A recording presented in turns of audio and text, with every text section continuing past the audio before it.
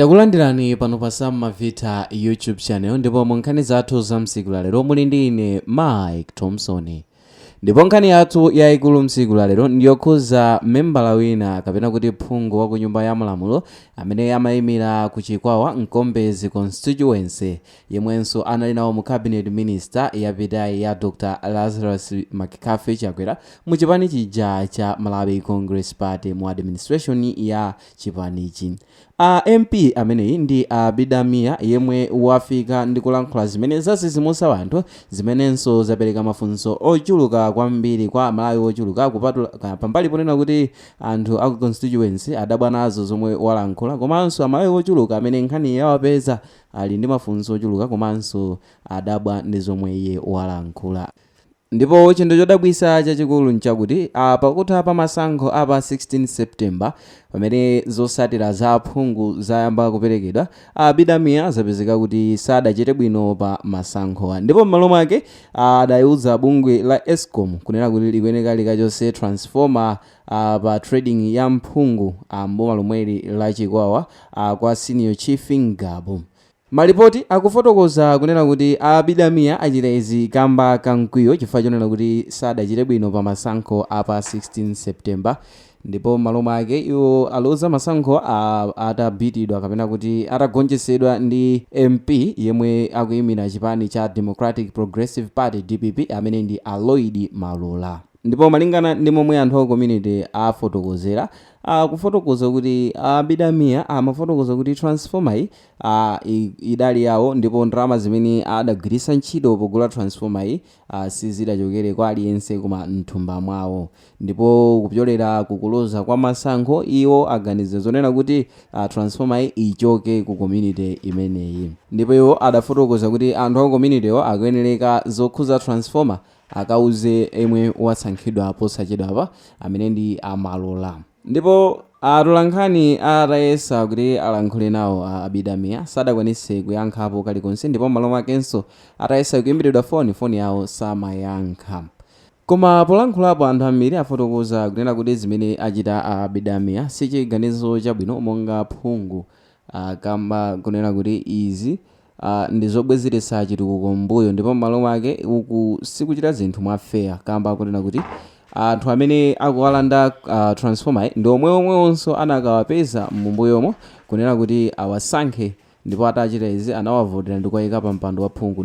Ndeno sizoyenera kunena kuti akachotse transformer kamba kuti aluza masankho kamba kunena kuti iwo adavomereza kunena kuti azatumikira anthu, so zikuzapate zoti achotse transformer kamba kuti aluza masankho. Ndipo izi zaza kupyolera pamene masankho apa 16 September abweretsa chinthu chodabwitsa kwambiri kunena kuti mamembala ambiri a chipani cha MCP sadakwanitse kuwina masankho pambali ponena kuti anali mamembala amene akuyimira chipani chimene chimalamula koma sizinathe kuwakomera. Ndipo m'malo mwake bungwe la Malawi Electoral Commission limene limalengezesa zotsatira za aphungu pafupifupi aphungu okwana 14 amene anali ma cabinet ministers kuphatikizirapo Bidamia onsewo aluza masankho aphungu. Ndipo m'malo mwake chipani cha DPP chimene chikusogoledwa ndi mtsogoleri wakalenso wa dziko lino amene ndi president Professor Peter Mutharika, icho chachita mwakuthekera kwawo ndikuti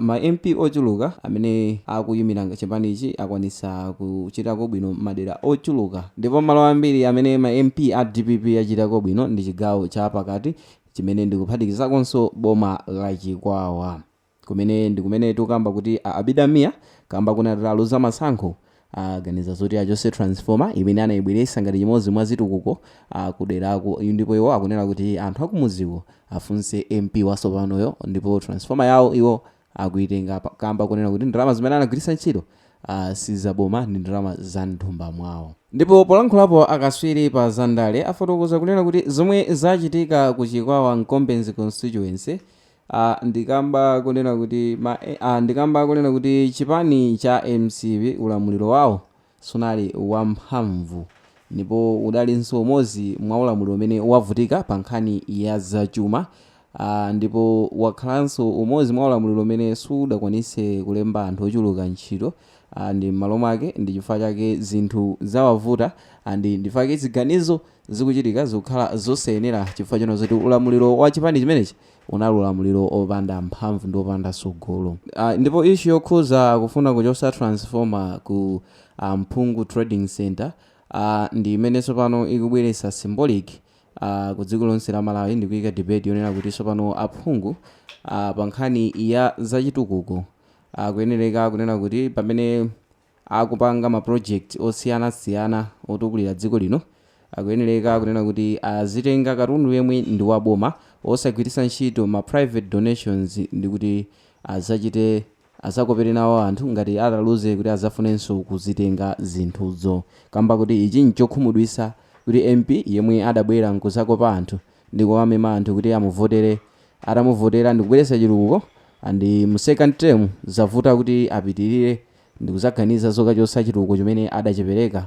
Zimene ndi zinthu zosayenera kwambiri andi zikungoonetseratu kufoka kwa chipani cha Malawi Congress Party pamodzi ndi administration yawo. Andi amene tikuwakambawa akhalapo a cabinet minister, kaganizidwe kamene akuganizaka ndi ka MP wamba ndi fachani cabinet minister akuganiza mobwerera mbuyo ngati choncho. Ndipo anthu ochuluka kuchikwawaku padakali pano akungoyembekezera bungwe la Eskom kuti lifotokoze za momwe transformer inagulidwira kuti idagulidwa mwa private kapena inagulidwa mu ndondomeko ya boma mu program ya government programs ngati mbali mozi ya chitukuko. Ndipo ngati zili choncho MP amene Aloid Malola chinthu choyamba chimene chingayike pa pressure ndi nkhani yakubwezeresedwa kwa magesi kumaloku ngati ili transformer inagulidwa mwa private osati mu ndondomeko ya boma.